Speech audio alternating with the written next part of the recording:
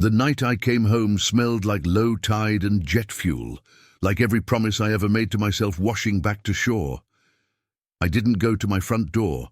I walked straight into the white hum where machines keep time for people who can't. I told myself it was my last assignment, one final contract abroad for a man who's already given enough years to uniforms and night drives and satellite phones. But the minute the automatic doors at Jackson Memorial swallowed me, I knew I hadn't retired from anything. I'd just come back to the only post that actually mattered. The ICU felt colder than the air conditioning. It was cold with the math of maybe and no guarantees. The nurse at the desk looked up, saw the patches on my old duffel and the way I stand like a man who never fully learned to set his shoulders down. "You're here for Ethan Mercer," she said, not asked. I nodded because the air was a bruise in my throat.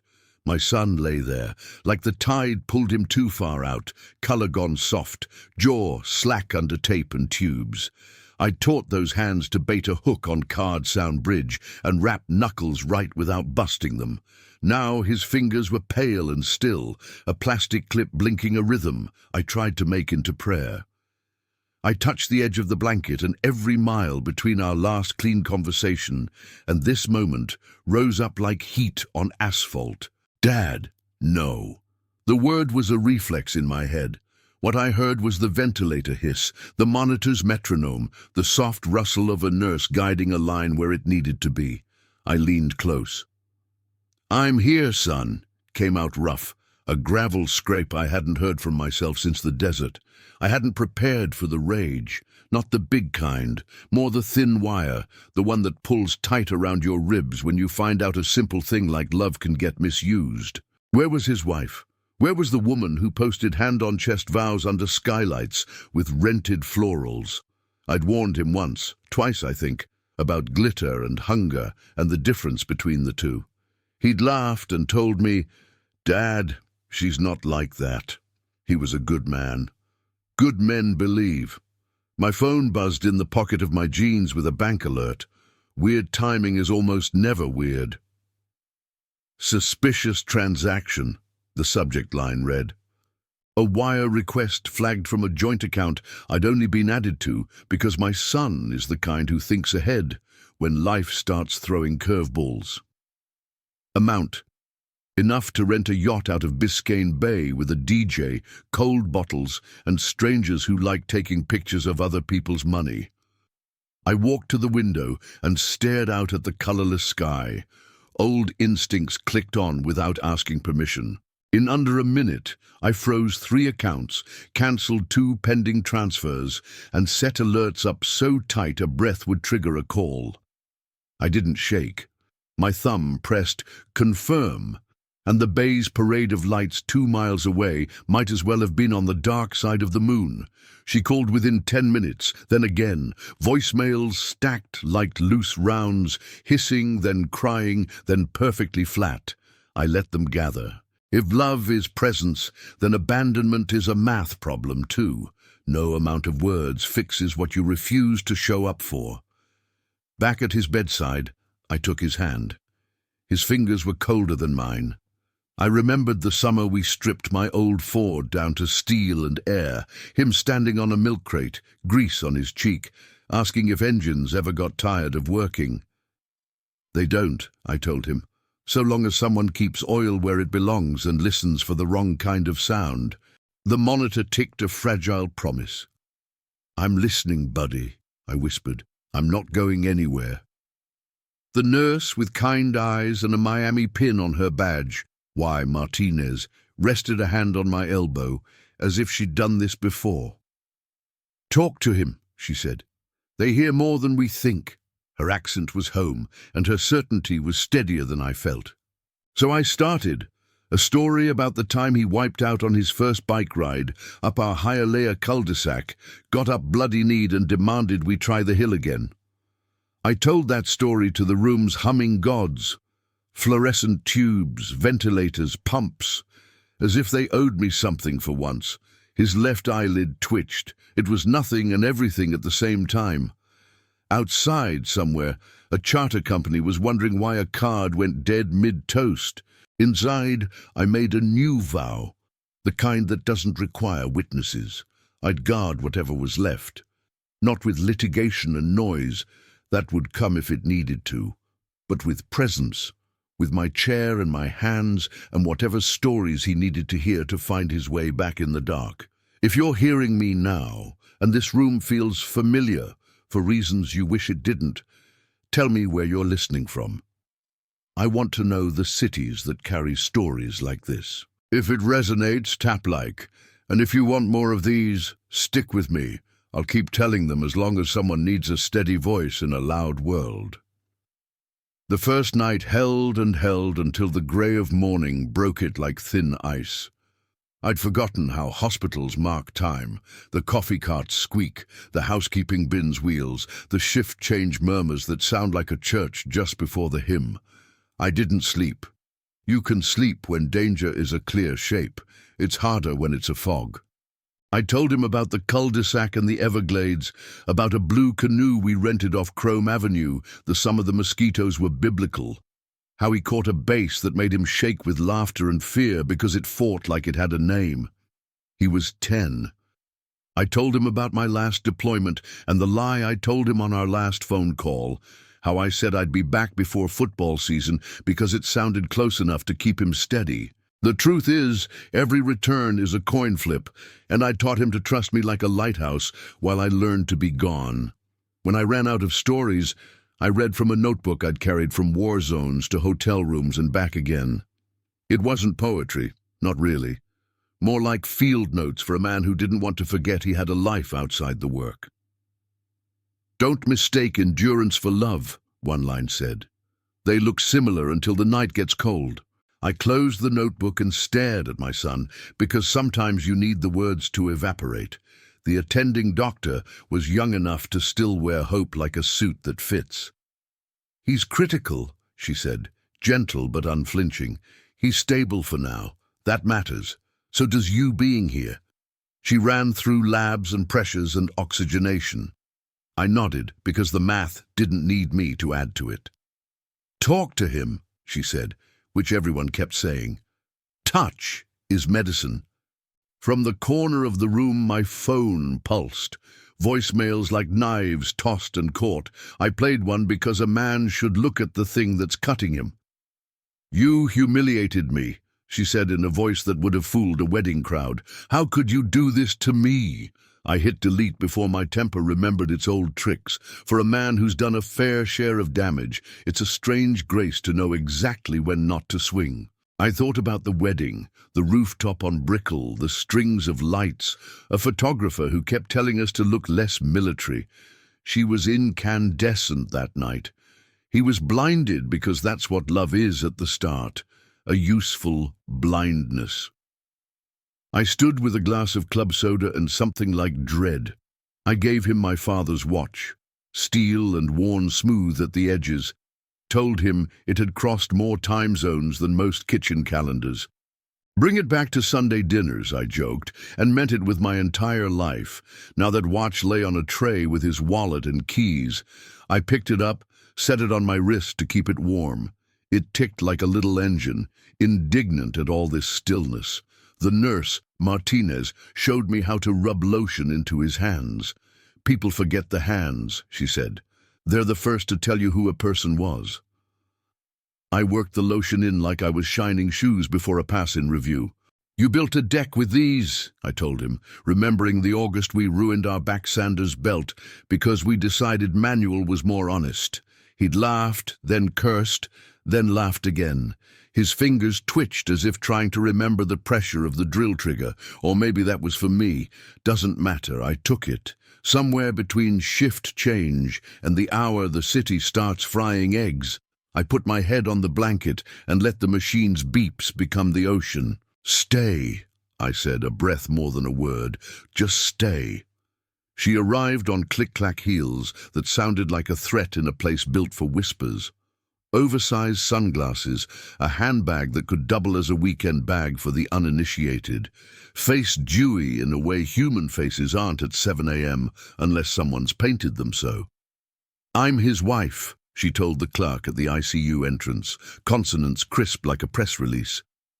I stepped into her line of sight because I'm done letting important things happen out of frame. You can be his wife and still wait, I said. The security guard, a man with forearms like cypress trunks, glanced at me, then at her, then back to the list on his clipboard, as if the paper could tell him who's telling the truth. She smiled at me, like I was somebody's doorman. You have something that belongs to me, she breathed, and if you've never heard entitlement, it sounds like a silk dress ripping in slow motion. I didn't answer. You don't argue with a hurricane while you're boarding up windows. Martinez appeared like a choir's first note. We're following ICU protocol, she said. 2 people at a time, immediate family. He's already at max. I wanted to thank her, but I didn't. I just stood and let my stance do the thing cops hate when they pull you over. Yes, sir, no, sir, and an immovable shoulder. Camille, she didn't look like a Cam or a Cammy anymore, too polished for diminutives, shifted tactics, tears now, too round, too quick. I didn't know, she said, and perhaps somewhere that was true. You humiliated me last night. I watched her face blink through expressions like channels you don't pay for. He made me a promise, she added, and there it was, the math. The ledger. You break a promise by not showing up, I said, voice flat. The security guard decided he'd seen enough and turned back to his desk. She held my gaze like it was a contest. Then she pivoted, walked away in a cloud of perfume that smelled like tropical fruit and ozone before rain. Back at the bed, I felt 15 years older. The chair creaked as I sat down. She came, I told him, because I promised myself I'd narrate everything. She left. Uddi, his lips were dry. I dabbed water with a sponge the way Martinez taught me. The attending came in with a respiratory therapist. They adjusted settings and looked at numbers. He's tolerating, the doctor said. That's good. The therapist spoke softly to my son, as if he could sign a consent with his breath. I stood back and watched the small battle of the hour. In war, you learn to love small battles. Big victories aren't real until you stack enough little ones to climb. At noon, the hospital chaplain stopped by. He wore a collar and a pair of sneakers more honest than any suit. I don't sell miracles, he told me, sitting without asking me to stand. But I do believe in what's stubborn. He didn't pray with me. He asked me about my son's laugh. I told him, and for the first time since I walked through those doors, I heard it in my head and didn't feel like it was a betrayal to smile. I took the watch out of my pocket after he left and rewound it, tiny crown clicking like a metronome for heartbeats. You're late, I told it. Catch up. The bank called with the morning light, like it was a neighbor checking in after a storm. We've flagged multiple attempts, the agent said, professional and kind, which is a high-wire act. Do you want to keep your freeze in place? I could see Biscayne shimmering just beyond the buildings, all that water pretending to be benign.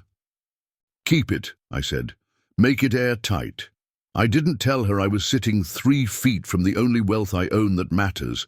I'd been added to that account after his first health scare last fall, arrhythmia that scared him straight into a cardiologist's waiting room.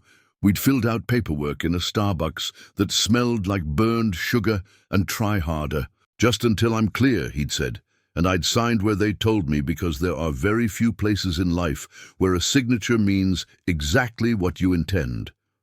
Now the agent read me a list, a yacht charter deposit, 2 luxury boutique holds, something that looked like a last-minute friends and family rate from a hotel in South Beach that prides itself on privacy. I pictured a deck, a DJ, a curated crowd, a toast that curdled mid-sip when the card went dead. Rude of me to enjoy the image. I let myself anyway.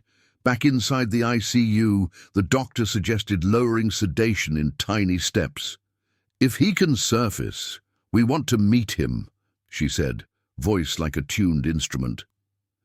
Martinez tightened the blanket at the edges, the way you do for people you claim as your own. I kept talking. A man can build a bridge with words if he knows the river and the weight of his own voice. Remember the fair down in Homestead? You ate 3 corn dogs, like it was your mission from God. We went on that spinning ride that pins you to the wall, and I pretended I wasn't dizzy because you were 10, and I wanted you to believe I could stand up to anything. His eyelids fluttered once, twice. His chest rose and fell in shallower waves. The ventilator's settings clicked down a notch. A tear leaked from the corner of his eye, and I caught it with my thumb because I didn't know what else to do with my hands. We can change the oil on that old Ford again, I told him. We can switch to synthetic and argue if we can tell the difference. The therapist chuckled without looking up. He can tell, she said. They always can. By late afternoon, Camille's texts had shifted from rage to faux tenderness to legalese. My attorney says, started 3 of them. I didn't finish reading any. I forwarded them to a lawyer whose office smells like paper and coffee and hard stop signs. He called back in under an hour. I don't give advice in text, he said. But your house is your house. Your accounts are protected for now, and hospital access is by policy, not by status updates. I thanked him because sometimes competence sounds like a hymn. The chaplain returned at dusk with a story about the night nurse teaching him how to brew coffee that doesn't taste like cardboard. She says to add a pinch of salt, he told me, eyes crinkling. I told her that's blasphemy. We talked about nothing until it felt like something. He left me with silence that didn't bear down so hard. I placed my hand over my son's ribs and felt the small heat of life push back. Stay, I said again. Not the way a man orders, but the way a man asks. Nights are knives. The beeps carve seconds into smaller pieces than any clockmaker ever intended. Martinez brought a blanket and tucked it over my shoulders, like I was also her patient. You have to let parts of you sleep, she said, or the rest of you will make mistakes. I told him about his mother. I've avoided that in front of him for years because grief is a private language, and I've never been bilingual. She had a laugh that pulled neighbors out onto their porches, I said. She sang off-key, loud, like the only thing that mattered was that she believed every word. He was 17 when she died. He put his palm on my chest at the funeral and said, "It's just us now," like a vow teenagers shouldn't have to make. His pulse steadied, a slow arc on a green line. I read him the headlines from the local paper like they were bedtime stories. Dolphins camp optimism, a mayoral spat, heat advisories that mean nothing in Miami because heat is our native tongue. Then a poem I found in my notebook that I swear I didn't write but is in my handwriting. You don't come home from a war. You turn your house into a lookout tower and pray for quiet skies. By mid-morning he stirred, a long, soft shudder like a man dreaming about running. The respiratory therapist smiled without showing her teeth. There you are, she said, to him, to the room, to the part of me that had turned to stone and would now have to learn how to be water again. Camille appeared in the doorway but didn't cross the line. No makeup this time, hair tied back like someone told her grief looks better that way. I want to see him, she said, not defiant, not pleading. I'd looked at Martinez. She nodded once. 2 minutes, I said, no drama. I stepped into the hall and watched through the glass as she touched his forearm with fingers that could have belonged to a stranger. When she left, she paused by me. They told me about the accounts, she said. I waited. You made me look stupid. I let the words hang. He's fighting, I said. That's the only looking that matters.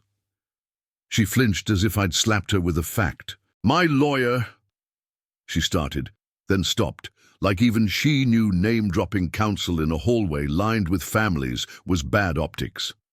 She left the way storms do here, fast and already planning a return. Afternoon sank and Miami turned gold. The chaplain brought me a coffee and, yes, a pinch of salt. We drank and watched my son breathe. It felt like being on a porch with an old friend and listening to an ocean you can't see but trust. Sometime near 3 a.m., and when even the vending machines sound like they're whispering, he said it. Dad! Just that, syllable like a skimming stone. My body moved before my brain, hand at his hairline, thumb at his temple, the old soldier's instinct to stabilize without pinning. I'm here, I said, and the room answered with a beeping chorus I tried to pretend grew warmer. The therapist slid in like she'd been sleeping beside the door. Don't chase, she cautioned. Let him come to you. His eyes didn't open, but his mouth tried on the shape of words. I wanted to give him mine. Instead, I gave him breath. Mine deep and steady, so his could try to match. Morning made the city glitter in ways it shouldn't for a place that so often breaks your heart. The attending nodded at me like we were co-conspirators. We saw purposeful movement, she said. We'll keep peeling sedation if his numbers hold. She touched his chart like it was a cat she didn't want to startle. You did good, she added. I pointed at Martinez. She did good, I said. Martinez rolled her eyes, which is nurse speak for you're making this too sentimental. The text from Camille turned into PDFs with letterheads. My lawyer called. She's trying for emergency access to marital assets, he said. We're countering with medical necessity and evidence of abandonment. I stared at the skyline and thought how a city can be both promise and warning, depending on which way the light hits glass. Do what's right, I said. I'll stay in the chair. At noon, I told him about a promise I never kept. We were going to drive up the coast to St. Augustine, I said. Eat fried shrimp out of a basket and pretend pirates still mattered. I picked up a contract instead. You told me it was fine. He squeezed my finger, light as a moth hitting a window. Not fine, I said to the room, because confession is a kind of medicine too. I'll earn the right to make new plans if you'll let me. He slept. The chaplain came, then left. Martinez scolded me for not eating. I ate. Outside, the sky bruised purple and broke open over Little Havana. Miami rain falls like a quick apology. It left the air smelling like hot stone and citrus peels. Near midnight, I placed the watch on his wrist. It hung loose, but the weight looked right. There, I said, I'm just keeping time for you until you want it back. They tried a spontaneous breathing trial late morning, the kind of test that makes hope a skittish animal. They dialed down the machine and watched him like he might jump. He didn't jump. He waded, with effort, with the halting dignity of a man learning to trust his own lungs again. I told him about Biscayne at dawn and how the water looks like glass, only when it's planning to lie. You teach me how to fish the flats, I said, because bargains are a father's currency when the store is closed. I'll shut up and do what you say for once. The monitor was a lighthouse lantern. It swung slow and bright. Camille's lawyer called mine and offered a ceasefire wrapped in concern. She wants updates, mine said, even voice. She can have the same updates as any family member, I answered, from the charge nurse, not me. He laughed quietly. Healthy boundary, he said. I imagined a fence, not high but sturdy, painted white by hands not trying to impress anyone. She came at visiting hours in a sweatshirt and baseball cap, the costume of penitence. She stood at the glass and didn't knock. I stepped to the doorway. If you come in, I said, you pretend the machines are listening. You give him your hand and nothing else. You save your arguments for lawyers. You do not cry at him. She nodded, something about her face finally changing in a way that felt like a person and not a press kit. Inside, she took his hand. Hey, she whispered. It's me. He didn't stir, but her voice did not bounce off the room as hard as before. When she left, she didn't look at me. Good. Not everything has to be a scene. The chaplain sat with me and watched a game on mute on his phone. We cheered without sound. How do you do this every day? I asked without looking away from the screen. I practice leaving on time, he said, and I write down what I can't carry, then I leave the paper behind. He had ink on his fingers. Of course he did. That night I dreamed we were under the hood of the Ford, and he said, "Dad, you're over-tightening everything." I woke with my hand clenched and laughed, because he's right. I loosened my grip on the bedrail by a quarter turn. Every recovery story flirts with relapse like an old habit. The fever hit at dusk, numbers ticking up, skin hot and damp, the whole room shrinking to a single blinking decimal. I know how quickly a fight tilts. I've held a lot of hands at thresholds. Not all of them in hospitals. They pulled labs, hung new bags, tightened protocols. The doctor's jaw set in that way. People learn when they've been trained to deliver bad news, but are still praying not to.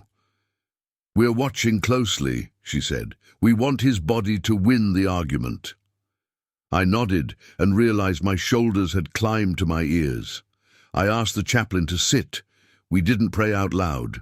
We listened to beeps and to the noise the rain makes on hospital windows when it forgets to be poetic. The room smelled like plastic and citrus and fear. "If you need to tell him he can rest," the chaplain said, "you can. It's not surrender, it's love." I swallowed something sharp. I leaned close and placed my mouth near his ear. "You don't owe me a miracle," I said. "You don't owe anyone anything you don't have to give. If rest is what this is, I'll stand guard on the quiet side too." The fever crested and held like a held breath. Then, somewhere after midnight, the skin at his temples cooled and the air changed, the way a house does when the AC kicks back on after a summer brownout. Martinez grinned around the edges of herself. "Stubborn," she said, "like somebody I know." I let out a sound I won't describe because pride is allowed to look ugly sometimes. I went to the window and watched the city lick its wounds. Miami is a comeback artist. Every hurricane peels paint and memory. Every rebuild smells like new drywall and hope sold by the sheet. I wanted to tape that smell into the room. By morning, his fever settled, his numbers steadied. The therapist came with a smile that reached her eyes this time. "We try the voice tomorrow," she said, tapping the notepad at the bedside. It felt like the first day of school, terrifying, important, full of the right kind of unknown. They dialed back support and let his body consider its own strength. Morning light pooled on the linoleum like a clean slate. Martinez had written Shy Ethan on the whiteboard, a smiley face that felt earnest instead of infantilizing. "If you can't talk, blink," she said. "1 for yes, 2 for no." He blinked once, deliberate as a vow. I leaned in and made my confession official. "I missed too much," I said. "I told myself I was protecting you by earning, by serving, by staying away from the soft places that make men weak. Turns out, softness is the only thing that makes you strong enough to stay." He blinked once. I smiled without embarrassing myself. The respiratory therapist removed the tube in a choreography of competence and mercy. He coughed, gasped, coughed again. I wanted to grab the air and press it into his mouth. "Slow," she coached. "Use it like it's yours." He looked at me through half-open eyes, like a man trying to remember a familiar room in the dark. "Dad," he rasped, and then a word I'd never wanted to hear. "Hurts." My hands found his shoulders, careful to avoid lines. "I know," I said. "I'm here." He nodded almost. The therapist adjusted. The nurse pressed something into the IV. The room softened its edges, and my son's jaw unclenched. We talked in slow clips. "You froze it," he said, a ghost of a smile at the corners of his mouth. I didn't ask how he knew. "Had to," I said. "You mad?" 1 blink. "You staying?" 1 blink. "Okay," I said. "Okay." I told him about the Ford, about St. Augustine, about shrimp in baskets, and pirates who believe in second chances. He half laughed, the sound of a hinge freshly oiled. "Deal," he whispered. Camille texted a photo of a bouquet left at the desk. The card said "hoping," which is either the truest thing she's ever said or a new uniform. I sent the card to my lawyer. and left the flowers where they were. The room had its own ecosystem now. We weren't bringing outside weather in. That night, the chaplain sat with us in the dim and told us about his grandmother's lemon tree that wouldn't fruit until the year after she died. "Some things take their time just to spite our calendars," he said. I watched my son sleep without a tube in his throat and decided I could live with the slow kind of miracle. Rehab is a long stairwell. You climb, then sit, then argue with gravity, then climb again. He moved to a step-down unit with a window that framed a slice of sky the color of cheap postcards. His voice came back in patches, rough fabric you learn to love. We watched the morning rowers cut the Miami River like stitches closing a wound. I told him I'd sold the last of my contractor gear, my rifle-stiff way of admitting I was done being gone. "What are you going to be now?" he asked, half-grin. "Yours," I said. "Your pain-in-the-ass dad and your mechanic and your breakfast cook." He laughed a little. "Over easy," he said like a test. "No broken yoke." "Yes, sir," I saluted. We made a list on the whiteboard. St. Augustine, shrimp baskets, fix the Ford, Sunday dinners. Invite people who don't have people. He added one more, talk more. I circled it like it was an order I'd waited a lifetime to be given. Camille asked to come by. He said yes. She sat, hands folded so tight her knuckles went bloodless. "I was scared," she said, and somewhere in that was a true sentence. "I was stupid," she added, truer. "I'm sorry." He listened like the man I raised him to be, kind, not gullible. "We'll talk," he said. "Later." She nodded and left the same bouquet she'd tried to buy forgiveness with. This time it looked like a thank you or a goodbye. Both can be holy if you let them. The lawyer called with the words consent order, interim, and safe. Money, like air, is best when it flows where it should. We put things in boxes labeled with dates so the future could stop trying to trip us on the way to the kitchen. The chaplain came by on his day off with 2 Cuban sandwiches from a spot on Flagler that wraps them like gifts. We ate at the little window while the city sweated through another afternoon and pretended it didn't mind. "People think the big miracle is the tube coming out," he said around a mouthful. "I think it's when a stubborn man learns to nap." My son snorted and promptly fell asleep sitting up. On my last night in the chair before we'd go home, not to triumph, but to the sort of quiet that earns its name, I took out the notebook and finished a sentence I'd started a lifetime ago. "Don't mistake endurance for love," I wrote again. Then, "But love always endures." I set the pen down. The watch on his wrist ticked in a way that made me believe in measurables again. Morning broke open over Biscayne, and the sky looked like someone had finally remembered to breathe. We dressed slow. I folded the chair's blanket like a flag, even though no ceremony was expected. Martinez hugged us both, breaking her own rule about professionalism. "Go," she said. "Live weird. Take pictures of shrimp." The therapist cried a little. The chaplain didn't cry. He handed me a salt packet and winked. We rolled toward the elevator, toward the street that promised to be ordinary and therefore a miracle. In the lobby, an older man in a Vietnam cap nodded at me. I nodded back. Some salutes don't require hands. Outside, the heat hit like a familiar uncle. I buckled my son into the passenger seat of the Ford, the engine turning over like it had been practicing for this entrance. "Ready?" I asked. "For all of it," he said. I pulled into traffic and the city opened like a door you forgot you had a key for. We drove east, toward the water that lies and tells the truth in the same breath, toward a future that would require maintenance and kindness and a torque wrench and patience and Sunday lists on cheap paper. My hand drifted to the old watch on his wrist. It ticked like a small, stubborn heart that refused to learn the word quit.